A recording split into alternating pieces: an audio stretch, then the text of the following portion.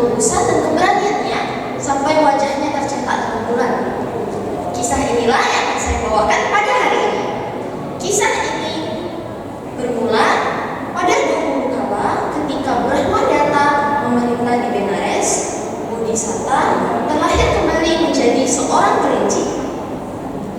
Ia tinggal di sebuah hutan yang memiliki 3 sisi. Satu sisi adalah kaki gunung, di sisi lain adalah sungai, dan sisi satunya lagi adalah permukiman atau desa. Kelinci ini memiliki 3 orang sahabat baik. Yang pertama adalah berang-berang, serigala, dan kera. Karena bijaksananya kelinci ini, ia sangat sering memberikan ceramah uraian dharma kepada teman-temannya. Karena kebijaksanaannya ini, teman-temannya pun mendengarkan dharma yang diuraikannya. Suatu ketika, pada suatu malam, kelinci sedang menatap langit dan berpikir, "Oh, sebenarnya besok adalah hari Uposatha." Setelah berpikir demikian, ia pun mengumpulkan teman-temannya dan berkata, "Teman-teman, besok adalah hari Uposatha, marilah kita menjalankannya. Siapapun yang menjalankan sila dan berdana pada hari ini, ia pasti akan mendapat kebajikan yang sangat besar. Ayo kita berdana pada siapapun yang datang besok." Begitulah mereka pun memutuskan untuk menjalani hari Uposatha. Keesokan harinya, berang-berang seperti biasa ingin mencari makan.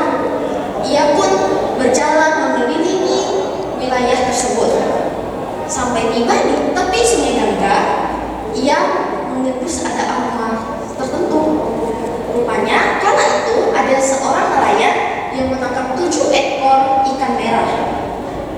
Ikan-ikan ini ia ikat di sebuah ranting dan mengukurnya di dalam tanah. Berang-berang yang menembus aroma ikan langsung menggali-gali tanah tersebut. Kemudian ia menemukan ikan ini. Berang-berang pun kebingungan. Ia bertanya, "Siapakah pemilik barang-barang ini? Siapakah pemilik barang-barang ini? Siapakah pemilik barang-barang ini?" Setelah bertanya 3 kali dan tidak mendapat jawaban, berang-berang pun membawa ikan-ikan tersebut kembali ke rumahnya. Ia pun menyimpan ikan ini dan berpikir untuk dimakan di waktu yang tepat. Di saat yang bersamaan, serigala pun melakukan hal yang sama. Ia berkeliling mencari makanan di hutan. Sampai akhirnya ia bertemu sebuah kendi. Dan di samping kendi itu terdapat seekor katak yang terjepit di besi pemegang.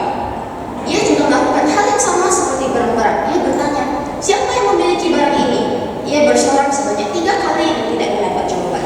Ia pun mengikat kendi di lehernya dan menggigit besi pemanggang itu dan membawa barang-barang ini pulang. Kemudian kera juga melakukan hal yang sama. Ia mencari makan dan akhirnya berhasil mengumpulkan buah mangga.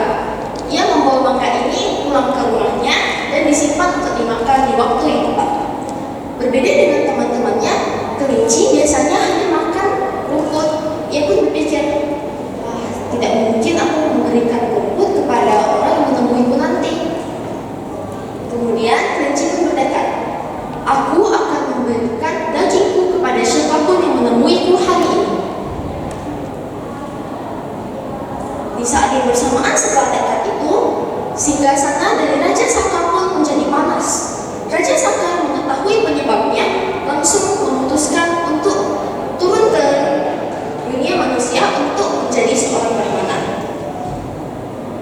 Ketika menjadi brahmana, hal pertama yang ia lakukan, ia mengunjungi berang-berang.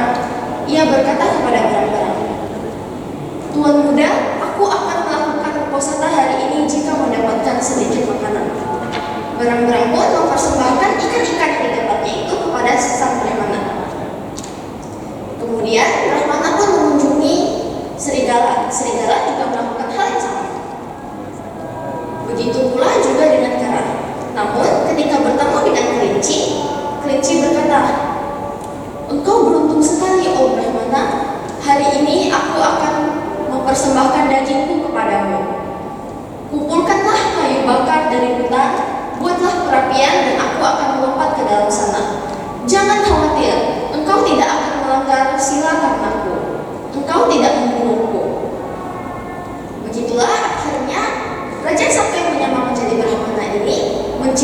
perapian menggunakan kekuatannya. Setelah perapian tercipta, kelinci langsung melompat masuk ke dalam api tersebut. Namun anehnya, bulu kelinci tidak terbakar setelah itu. Kelinci justru merasakan sensasi dingin dari api yang menyala tersebut. Kelinci pun bertanya kepada Brahmana, "Apa yang terjadi, oh Brahmana?" Brahmana pun mengubah dirinya menjadi sosok Raja Saka. Ia berkata, "Aku bukanlah Brahmana, aku adalah Raja Saka. Karena ketulusanmu, aku tidak akan membakarmu." Kelinci pun berkata, "Siapapun yang datang kepadaku hari ini, aku akan melakukan dana yang sama besarnya." Karena ketulusan dari sang kelinci, Brahmana pun mengambil intisari dari gunung dan melukis wajah kelinci itu pada bulan. Pesan moral yang dapat diambil dari cerita ini adalah ketulusan itu dinilai dari apa yang kita beri, bukan dari apa yang kita miliki. Pengorbanan sang kelinci menunjukkan keberanian sejati. Demikian kisah ini, semoga dapat bermanfaat dan dapat menjadi teladan. Sukiwanto, Namo Buddhaya.